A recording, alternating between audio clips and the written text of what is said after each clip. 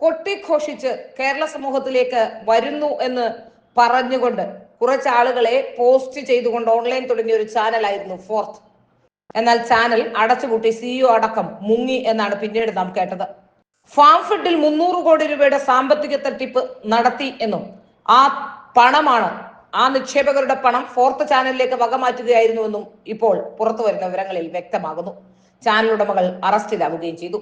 നിക്ഷേപകരെ കബളിപ്പിച്ച് 600 കോടിയിലേറെ രൂപയുടെ തട്ടിപ്പ് നടത്തിയ സംഭവത്തിൽ ദി ഫോർത്ത് ചാനൽ ഉടമകൾ അറസ്റ്റിലായി.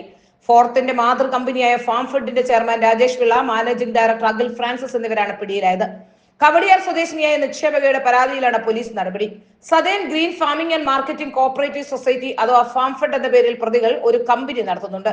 ഈ കമ്പനി പിന്നീട് ദി ഫോർത്ത് എന്ന പേരിൽ മാധ്യമ രംഗത്തേക്ക് വരികയായിരുന്നു. ഇവർ ഫാം ഫെഡിൽ നിക്ഷേപവുമായി എത്തിയ തുക ഫോർത്തിലേക്ക് വകമാറ്റിയിരുന്നു. 2008 ആരംഭിച്ച ഫാം ഫെഡ് വൻ തുക ലാഭം വാഗ്ദാനം ചെയ്ത നിക്ഷേപകരിൽ നിന്ന് 3000 കോടിയിലധികം രൂപ തട്ടിച്ചുവെന്നാണ് പോലീസ് കേസ്.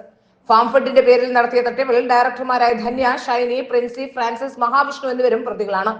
ഫാം ഫെഡിന്റെ പേരിൽ സാമ്പത്തിക തട്ടിപ്പ് നടത്തിയതിന് company chairman Rajesh Pillai, managing director Akhil Francis എന്നിവരെ തിരുവനന്തപുരം മ്യൂസിയം പോലീസ് അറസ്റ്റ് ചെയ്തു.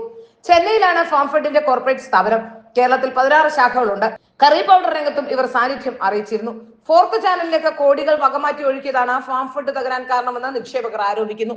അടുത്തിടെ ഫോർത്ത് ചാനൽ തന്നെ അടച്ചുപൂട്ടി സിഇഒ അടക്കം മുങ്ങുകയും ചെയ്തിട്ടുണ്ട്.